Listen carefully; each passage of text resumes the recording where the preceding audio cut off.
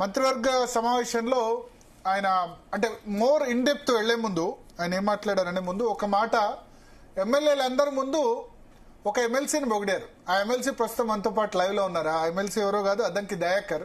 ఆయన ఏమని చెప్పారంటే అద్దంకి దయాకర్ను చూసి అందరు నేర్చుకోవాలి, ఎమ్మెల్యేలైనా పార్టీ నేతలైనా ఓపిక ఉండాలి. ఆయనకి ఎమ్మెల్యే టికెట్ రాలేదు, మళ్ళీ ఎమ్మెల్సీ ఇద్దాం అనుకుంటే అది కూడా రాలేదు. చాలా ఓపిక్గా ఉన్నారు. అందరు ఆదర్శంగా నిలుచుకుంటే ఓపిక్గా ఉంటే అవే పదవులు వస్తాయి. సో పదవుల గురించి మీడియాలో మాట్లాడితే కాదు, నెగటివ్ గా పార్టీ గురించి మాట్లాడడం సరికాదన్నారు. సో మనతో పాటు అద్దంకి దయాకర్ ఉన్నారు. దయాకర్ గారు, సో మిగతా ఎమ్మెల్యేని పరోక్షంగా తిట్టి అక్కడ మొత్తం రేవంత్ రెడ్డి మీటింగ్ లో మెచ్చుకుంది మిమ్మల్ని ఒక్కరినే. యా ఎస్, అంటే మెచ్చుకున్నది అనే దానికంటే ఒక ప్రస్తావన అట్లా వచ్చింది. నేను ఎదురుగా ఉన్నా కాబట్టి కనపడ్డా కాబట్టి నా ప్రస్తావన తీసుకొచ్చింది. అంటే after long time 1 year 3 months తర్వాత నేను సిఎల్పిలో ఉండడం చూసి ఒక ఇంత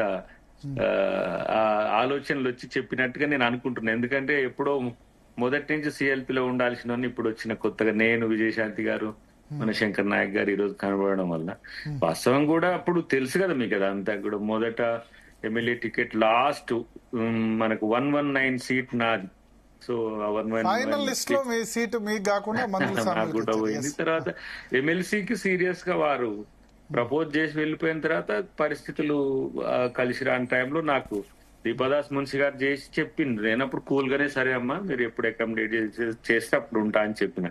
సో అవి ఒకంత దయాకర్ లో ఉండే ఫైర్ పార్టీ గారికి వచ్చేవారికి ఇంత కూల్గా ఉంటాడేందని రేవంత్ రెడ్డి గారు కూడా, మా సీఎం గారు కూడా ఒకంత ఆశ్చర్యానికి లోనేది.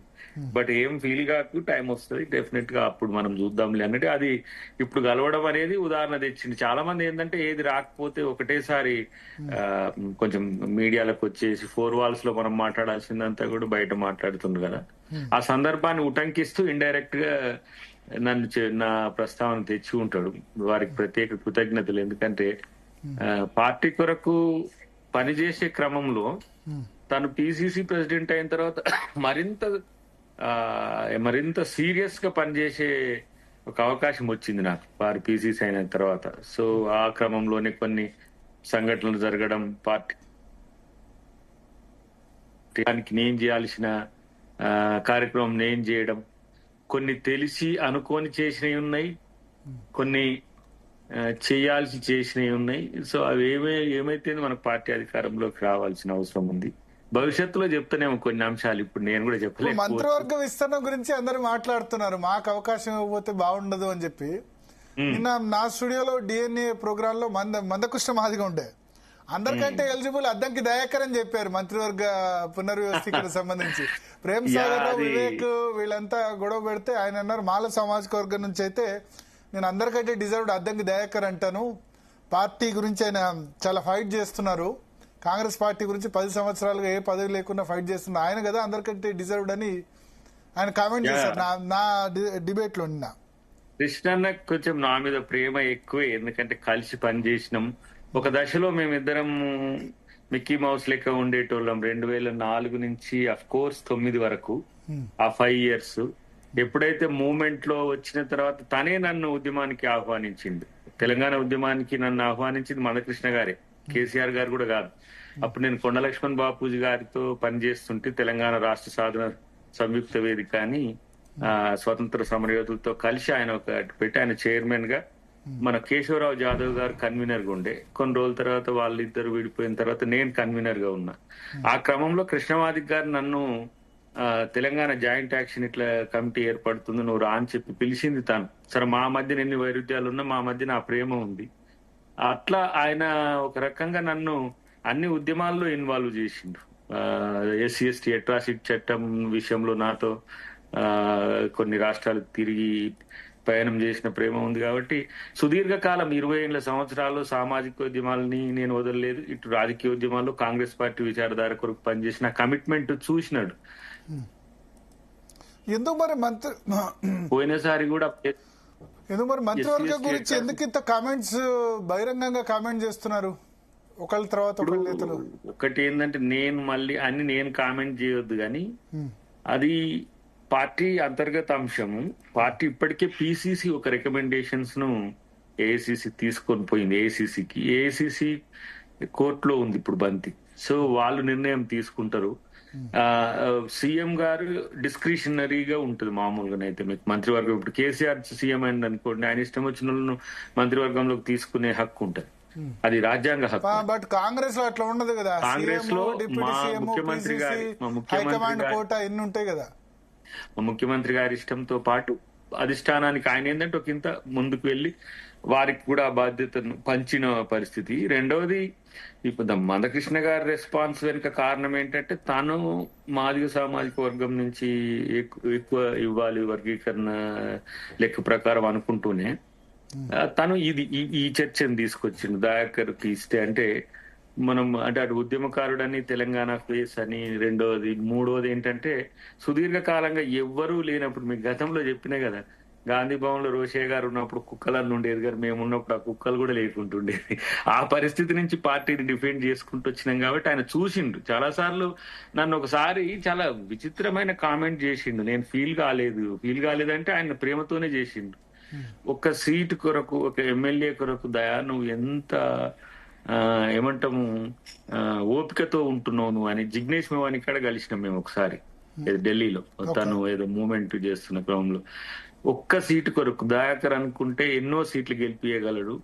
దయాకర్ తెలంగాణ ఉద్యమంలో ఎంత క్రియాశీలకంగా ఉండో నాకు తెలుసు. బట్ ఇంత స్వార్థమా ఇది లేకపోతే కమిట్మెంటా నాకు అర్థం కావట్లేదు. కానీ ఒక్క సీటు కొరకు నువ్వు ఎంత త్యాగం చేస్తున్నావు అని అంటే ఆయన నేను పడుతున్న ప్రతి ఒక్క అవమానాన్ని గమనించినోడు, ప్రతి దశలో కూడా నాతో షేర్ చేసుకుంటాడు కాబట్టి ఆ కామెంట్ చేసింది. జైలుకు కూడా నిజంగా కూడా నేను ఊహించలే, నేను జైలుకు పోయినా అనుకోవట్లే. నిన్న వారు చెప్పినాక నేను ఊహించిన కరెక్ట్. మురళీ ముదిరాజ్ కేసు ఇష్యూలో నేను 7 కేసెస్ ఇప్పటికి కూడా ఉన్నాయి 6 years అయిన తర్వాత కూడా. తెలంగాణ ఉద్యమంలో కూడా మమ్మల్ని జైల్లో పెడతానికి చాలా భయపడ్డ రోజులు మీకు తెలుసు. అట్లాంటిది కేసీఆర్ వచ్చినాక మమ్మల్ని జైల్లో పెట్టిన పరిస్థితి. నేను నాది ఉటంకించుకుని పోకపోతున్నాను. ఎందుకంటే కోదండరామ్ గారు అరెస్ట్ చూసిన, కృష్ణమాది గారిని 2 సార్లు అరెస్ట్ చేసిండ్రు, రేవంత్ రెడ్డి గారిని 2 సార్లు అరెస్ట్ చేసి జైల్లో పెట్టిండ్రు. నాది కూడా అసలు అదేంటిది మురళీ ముదిరాజ్ చనిపోయింది ఏంది, శ్రీకాంతాచారి చనిపోయిన రోజు సింబాలిక్ గా చనిపోయింది ఆ తమ్ముడు. నేను క్యాంపస్ లో పిహెచ్డి చేస్తున్నా కాబట్టి, నేను స్టూడెంట్ కాబట్టి నేను పోతే నా మీద కూడా కేసులు పెట్టి జైల్లో పెట్టిన చరిత్ర కాబట్టి జైల్లో కాంగ్రెస్ కొరకు ఉన్నాం. సో అలాంటి సంఘటన గుర్తు చేసిండు. నాకు ఎట్లయినా అంటే కృష్ణమాది గారు అనడము అనేది చాలా గొప్ప. ఎందుకంటే ఒక సామాజిక ఉద్యమకారుడు, తర్వాత ఆయన ఎవరిని కూడా ఆషామాషికి ఎవరిని కూడా ప్రైజ్ చేయడు మామూలుగా. అలాంటి వ్యక్తి నన్ను చేసినందుకు వారికి మన జీటీ ద్వారానే ప్రత్యేక కృతజ్ఞతలు తెలియజేస్తున్నాం. సరే, మంత్రివర్గం అదృష్టం ఉంటే ఇస్తే ఇవ్వచ్చు, పార్టీ ఇష్టం అది. కానీ నేను ఎమ్మెల్యే కావాలనుకున్న ఎమ్మెల్సీని చేసిండు నన్ను. ఎమ్మెల్సీతో పాటు మరింత బాధ్యత ఇస్తారు అని అనుకుంటే అది పార్టీ నిర్ణయం తీసుకుంటారు. ఒకటి మీకు అడ్డంకి ఏంటంటే, ప్రధాన అడ్డంకి ఇప్పుడు ఆల్రెడీ డిప్యూటీ సీఎం మాలా ఉన్నారు, స్పీకర్ మాలా ఉన్నారు. మందకృష్ణ మాదిగ నేను అదే డిమాండ్, మాకు 2 మాదిగలకు ఇవ్వాలి, దామోదర రాయనరసింహ మాదిగ కాదు ఉపకులం, మాదిగలకు మినిమం 2 ఇవ్వాలి, ఎన్ని ఇస్తారు మాలలకని ఆయనే మళ్ళీ కామెంట్ చేశారు. క్యాస్ట్ ప్లస్ నల్గొండలో ఆల్రెడీ 2కి ఇచ్చారు. ఒకటి భరత్ భాయ్, పార్టీ అనుకుంటే, ముఖ్యమంత్రి గారు అనుకుంటే ఏది బ్యారియర్ కాదు. అంటే ఇది ఇప్పుడు నాదేమన్నా ఎస్సీ సీటా ఇప్పుడు ఎమ్మెల్సీ కాదు, జనరల్ కదా. కాకపోతే ఒక ఎస్సీకి ఇచ్చినట్టుగా మీరు గుర్తు చేసుకుంటారు, ఒక ఎస్టీకి ఇచ్చినట్టుగా. ఆ ఇచ్చే వాటిలో కూడా సోషల్ జస్టిస్ ని పాటించింది అనేది చర్చ. గానీ ఇది రిజర్వ్డ్ సీట్ ఏం కాదు కదా.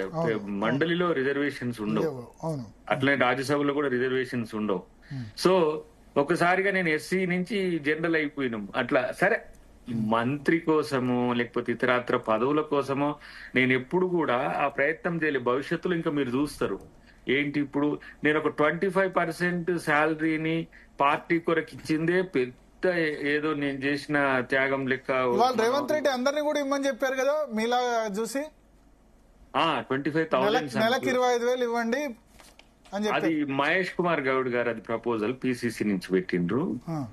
దాన్ని ముఖ్యమంత్రి గారు కూడా మరి నేను గమనించలేదు, అన్నుండి వచ్చి చెప్పలేము. కానీ ఆయన PCC president proposal to the MLAs and MPs other dignitaries కి ఇచ్చిండు.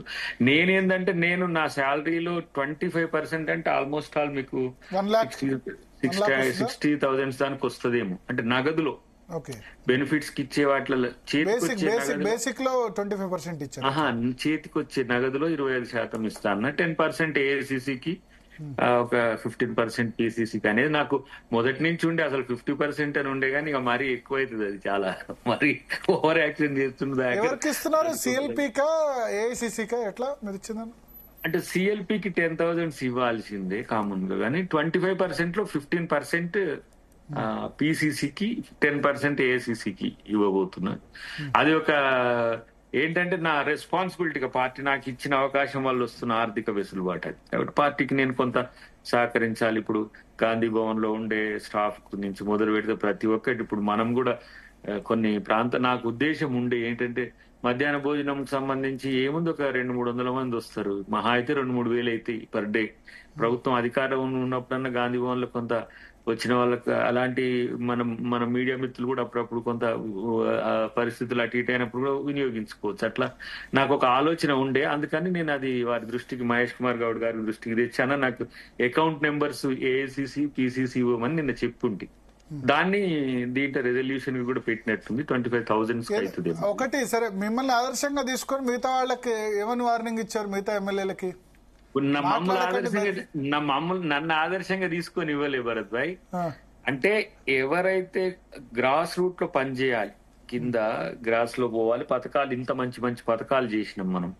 ఇది ఎస్సీ బిల్ గాని, బీసీ బిల్ గాని, సన్న బియ్యం గాని, లేదంటే ఇప్పుడు మనం తెచ్చిన ఏదైతే పథకాలు ఉన్నాయో వాటిని క్షేత్రంలోకి తీసుకొని ఆయుధాలుగా పట్టుకొని పోవాలి. నెక్స్ట్ నేను వచ్చిన తర్వాత మీరు మీ రిపోర్ట్ తో కూడా రండి, మంచిగా అంతా కలిసి చేద్దామంటూ ఇక ఈ గచ్చిబౌలి భూముల విషయంలో వాస్తవాలు కొన్ని చెప్పిండు.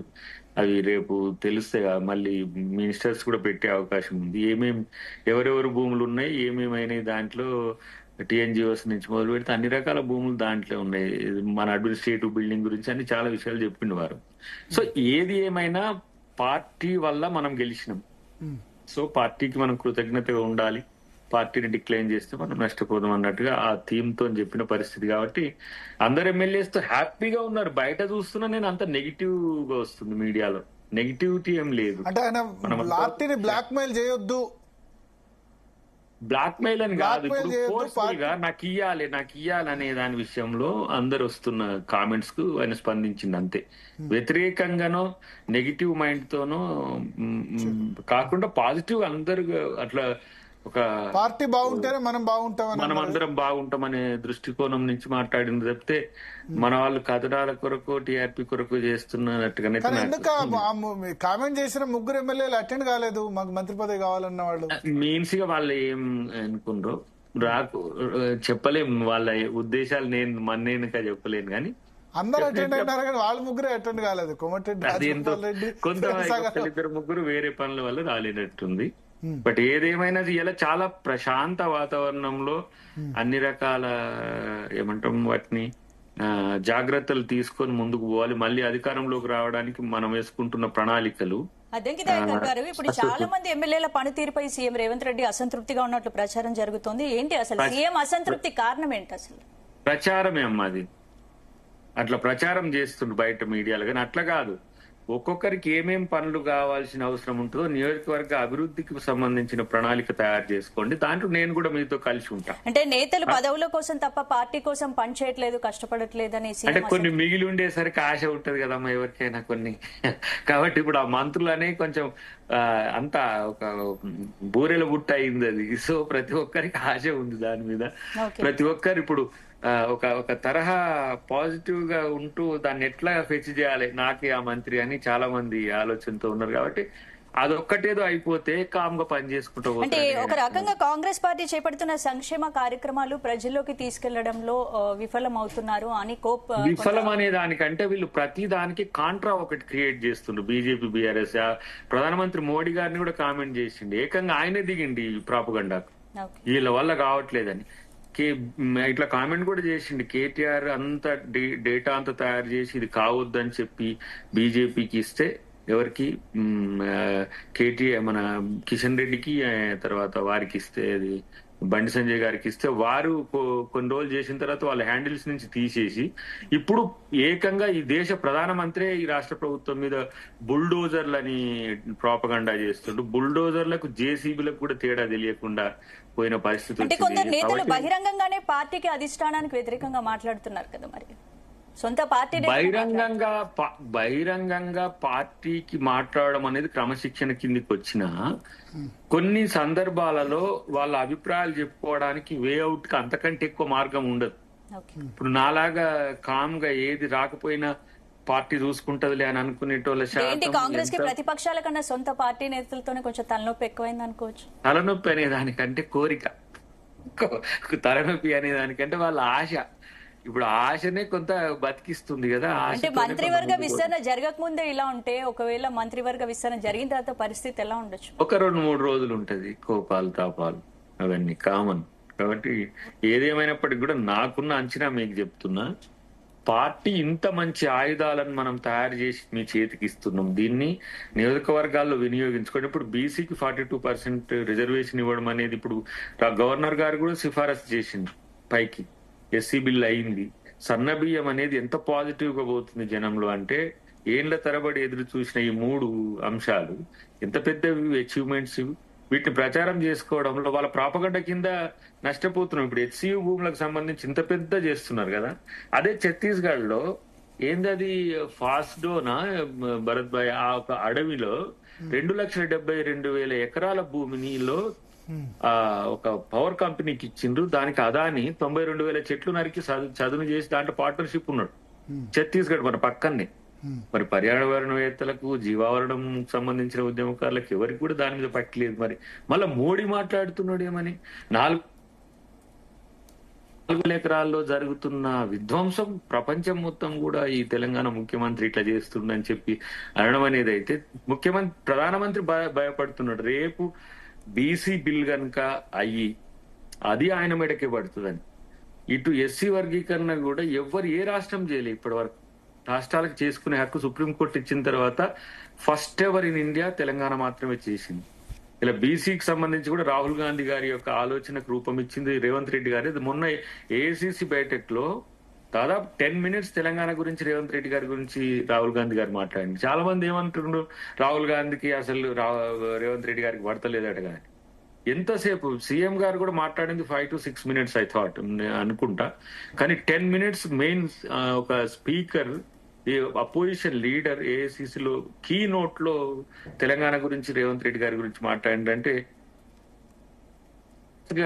ఆలోచిస్తుందనే అంశాన్ని మీరు గమనిస్తే మంచిది. ఏదేమైనా రేపు తెలంగాణ మోడల్ భారతదేశాన్ని పాలిస్తున్న బీజేపీకి ఒక చెక్ పాయింట్ గా ఉంటది అనేది భయంతోనే ఇక్కడ ఈ ప్రభుత్వం మీద పడ్డరు అనేది. నల్గొండ జిల్లాకు సంబంధించి చూస్తే మీకు వస్తే నల్గొండ జిల్లా కోట అంటే ఇప్పుడు ఆల్రెడీ జానారెడ్డి లెటర్ రాశారు హైదరాబాద్ రంగారెడ్డికి ఇవ్వండి అని చెప్పి. దాని మీదే కోమటిరెడ్డి రాజగోపాల్ రెడ్డి ధృతరాష్ట్రుడు జానారెడ్డి అని ఆయన బహిరంగంగా కామెంట్ చేశారు. మీరు అన్ని జిల్లా నుంచి పోటీలో ఉన్నారు, నల్గొండ జిల్లాకు వద్దు హైదరాబాద్ రంగారెడ్డికి ఇవ్వండి అని జానారెడ్డి అన్నారు. సో వాళ్ళిద్దరి మధ్య ఏమంటారు, రెడ్డిస్ మధ్య చాలా గట్టి పోటీ నడుస్తుంది.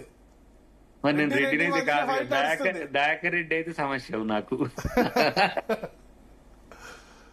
ఇది భరద్వాజ్ అంటే ఎన్నో కంపల్షన్స్ ఈసారి నాకు సీటుకు అవకాశం లేకుండే, కానీ ఇచ్చిండ్రు పార్టీ. ఎన్నో కంపల్షన్స్ నుంచి కూడా మనకు పాజిటివ్ లేకున్నా పార్టీ ఏంటంటే పార్టీ కొరకు సాక్రిఫైస్ చేసి ఇంత పని చేసిన దాకా డిలే చేస్తే ఒక రాంగ్ మెసేజ్ పోద్దనే ఉద్దేశంతో అటు ఏఐసిసి ఇటు పిసిసిలో ఎవ్వరు కూడా నా సీట్ గురించి వ్యతిరేకించలేదట. సో అది దట్స్ మై గుడ్నెస్. నాకంటే అది లక్కీ కదా. అందరి సపోర్ట్ చేస్తారా, చేస్తే మంచిది, చేస్తారా లేదా అనే నా దగ్గర సమాచారం లేదు. ఇస్తా అంటే వద్దనేది లేదు, కానీ ఇవ్వమని ఇట్లా కొట్లాడేది అయితే లేదు. మరి మారాం బట్టి ఇప్పుడు దాంట్లో మనకేం తక్కువ లేదు, దేంట్లో కూడా చదువులో ఏం తక్కువ లేదు, క్రెడెన్షియల్స్ లో ఏం తక్కువ లేదు. తెలంగాణ ఫేస్ కూడా కావాలని కోరుకుంటున్నారు ప్రజలైతే. ఎందుకంటే కనెక్టివిటీ కూడా ఎందుకంటే కనెక్టివిటీ టు సోషల్ క్లాసెస్ కూడా నాకు యాక్సెసిబిలిటీ ఎక్కువ ఉంటది. సో అటు మాలమానాడు అనేది కాదు, తెలంగాణ మూవ్మెంట్ లో మనం అన్ని ప్రాంతాల్లో దాదాపు భౌగోళిక సామాజిక రాజకీయ స్థితిగతులన్నీ కూడా క్షేత్రం నుంచి చాలా బలంగా తెలుసు కాబట్టి కోరుకుంటున్నారు జనం కూడా. నేను కూడా కోరుకోవట్లేనని చెప్పి ఏమి చెప్పట్లేదు, రెడ్డిస్ కానీ ఆల్రెడీ ఉన్నారు కాబట్టి మూడోది ఎస్సీకి ఇస్తే బ్యాలెన్స్ అవుద్ది ఆ జిల్లా నుంచి. ఇస్తే మంచిది, ఇవ్వాలని కోరుకుంటా, ఇవ్వకపోతే ఏం బాధపడా. ఎందుకంటే నేను ఈ ఎమ్మెల్సీతోని పనిచేస్తా, ఇంకే పదవి ఇచ్చిన పని చేస్తా, ఏది అసలు కొన్ని రోజులు అయిన తర్వాత మళ్ళీ ఎమ్మెల్సీ కూడా వరకు ఇవ్వమంటే కూడా ఇస్తా. ఎందుకంటే ఇప్పుడు నాకు ఒక ఒక గౌరవం దక్కినట్టుగా ఫీల్ అవుతున్నాను. ఇప్పుడు ఎందుకంటే పార్టీ రేపు పదవి అయినా మాజీ ఎమ్మెల్సీ అని అంటారు, ప్రజాప్రతినిధి అయిపోయినాడు. ఒక్కసారి జీతం first time CLP meeting attend అవడం, ఫస్ట్ టైం సిఎల్పి మీటింగ్ అది ఒకసారి జీతం తీసుకొని 10-15% ఇచ్చేస్తే ఒక్కసారి ఇచ్చిన 100% అయిపోతుంది కదా. సో నేను నా జీవితంలో, నా రాజకీయ జీవితాన్ని కొంత మోడల్ గా లేదంటే కొంచెం అందరికి ఆదర్శం అని చెప్పాను, కానీ ఈ రోజుల్లో కూడా ఇట్లాంటి లీడర్లు ఉంటారు అని జనానికి ఒక మంచి భరోసా ఇచ్చే విధంగా ఉండాలని ఉన్నది. ఎందుకంటే చదువుకున్నాము, ఆదర్శాల గురించి మీతో మాట్లాడతాం, మీడియాతో మాట్లాడతాం, బయట చెప్తుంటాం, పాటించే దగ్గరికి వచ్చినప్పుడు ఎంత మేరకు నిజాయితీగా ఉంటా అని నన్ను నేను టెస్ట్ చేసుకోవాలని కూడా నాకు ఒక కోరిక ఉంది. చాలా మంది అధికారం వచ్చినాక ఎందుకో మరి ఎంత సీనియర్ నేతలు అయితే అంత పార్టీ ఫోరమ్స్ లో కాకుండా మీడియాలో లేదా బహిరంగ సభలో మాట్లాడుతున్నారు, ప్రెస్ కాన్ఫరెన్స్ కూడా కాదు. ఇప్పుడు రాజగోపాల్ రెడ్డి మాట్లాడింది బహిరంగ సభనే, ప్రేమ్ సాగర్ రావు మాట్లాడింది బహిరంగ సభనే. ఫక్త్ పొలిటికల్ గా ఎట్లా ఉంది అని అంటే అధికారం అనేది లక్ష్యంగా సాగుతున్న రాజకీయాలు ఇవి. సో ఆ క్రమంలో ఎవరు దానికి మినాయింపు కావట్లేరు, అదే ఒక సమస్య. గతంలో త్యాగాల పునాదులే రాజకీయాలకు పెట్టుబడిగా ఉండేది. మీరు స్వాతంత్రోద్యమం నుంచి కానీ పూర్వంలో కానీ రాజకీయాల్లో కూడా త్యాగాలు చాలా గొప్పగా ఉండేవి. ఈ ప్రజాస్వామ్య దేశంలో కూడా ఈ టెండెన్సీ కాంగ్రెస్ పార్టీలోనే కనబడుతుంది. బీఆర్ఎస్ లో బీజేపీలో ఇట్లా మాట్లాడి వాళ్ళు ఎవరికి ఇస్తే వాళ్ళకి వ్యతిరేకంగా మాట్లాడితే ఆ మాత్రం కూడా ఉండదు. ఇక్కడ మేము కొట్లాడే స్వేచ్ఛ ఇచ్చింది పార్టీ, అంత మేరకు స్వేచ్ఛ ఉంటుంది. మరి అతి చేస్తే క్రమశిక్షణకు వస్తుంది. ఒకసారి 2 సార్లు ఎగ్జామ్షన్స్ ఉంటాయి ఎవరికైనా సరే. అవి కాదని ఇంకా పార్టీకి డ్యామేజ్ చేసి ఉద్దేశపూర్వకంగా నష్టం చేసేదాన్ని గమనిస్తే డెఫినెట్ గా షోకాజులు ఉంటాయి. షోకాజ్కు సరైన సమాధానం చెప్పగలిగితే ఓకే, సమాధానం చెప్పలేకపోతే వారు బయట ఉండి వారి రాజకీయాలు చేసుకోవచ్చు. అట్లా వెసులుబాటు కూడా ఇస్తారు. ఒకవేళ మళ్ళీ దాన్ని ఏమైనా తప్పు గమనించి మళ్ళీ పార్టీకి వేడుకోలు పెడితే మళ్ళీ రివోక్ కూడా చేయవచ్చు. ఎక్స్పెల్ కూడా టైం లిమిట్ కూడా ఉంటుంది. గమనిస్తే పార్టీ క్రమశిక్షణతో ఉండాలనేది ఇలా మాకు చెప్పిండు ముఖ్యమంత్రి గారు కూడా. మరొకసారి నాకు ప్రత్యేక కృతజ్ఞతలు. థ్యాంక్ యూ అద్దంకి దయాకర్ గారు. మరో చర్చ కార్యక్రమానికి మీరు అటెండ్ కావాలి. ఎనీవే, అంటే మీ పార్టీ వాళ్ళే కాదు, రాజకీయాల్లో ఓపిక అవసరమని మిగతా పార్టీ వాళ్ళు కూడా మిమ్మల్ని ఆదర్శంగా తీసుకోవాలి. అంటే పార్టీ విధేయత విషయంలో అవకాశాలు రాకున్నా సరే బహిరంగ ఫోరమ్స్ లో విమర్శించకుండా మిగతా పార్టీ ఈవెన్ బీజేపీ అయినా బీఆర్ఎస్ అయినా ఏదైనా ఉంటే అంటే వాళ్ళకి రాజకీయంగా ఏ పార్టీ అయినా ఇటువంటి రాజకీయ నేతలను కోరుకుంటారు. బహిరంగ ఫోరమ్స్ లో మాట్లాడకుండా మాకు అవకాశం ఇవ్వలేదని వాళ్ళకి పర్సనల్ గా రిక్వెస్ట్ చేయడం, అటువంటి వాళ్ళే అన్ని రాజకీయ పార్టీలు కూడా కోరుకుంటాయి. బీఆర్ఎస్ అయినా బీజేపీ అయినా కాంగ్రెస్ అయినా. ప్రత్యేకంగా మా మందకృష్ణకి ఇంకా ప్రత్యేక కృతజ్ఞతలు. ఎందుకంటే భవిష్యత్తులో ఈ మాలమాదిగా ఘర్షణపూరిత వాతావరణం పోవాల్సిన సందర్భం వచ్చింది. ఎందుకంటే 2 రాష్ట్రాల్లో కూడా వర్గీకరణ జీవోలు వచ్చేసినాయి ఆల్మోస్ట్. కాబట్టి ఫస్ట్ చాయిస్ మీరే, మంత్రివర్గంలో 6గురికి ఎవరు ఫస్ట్ అంటే రేపటి రోజున ఈ సామాజిక ఘర్షణను కొంచెం నివారించి మాలమాదిగల ఐక్యత, దళితుల ఐక్యత కొరకు మళ్ళీ నేను కొన్ని చేయాల్సిన సందర్భం ఉంటది. కాబట్టి అందుకని మాదిగ కమ్యూనిటీకి సంబంధించిన పేరు కంటే అద్దంకి దయాకర్ పేరే ఫస్ట్ చెప్పారు.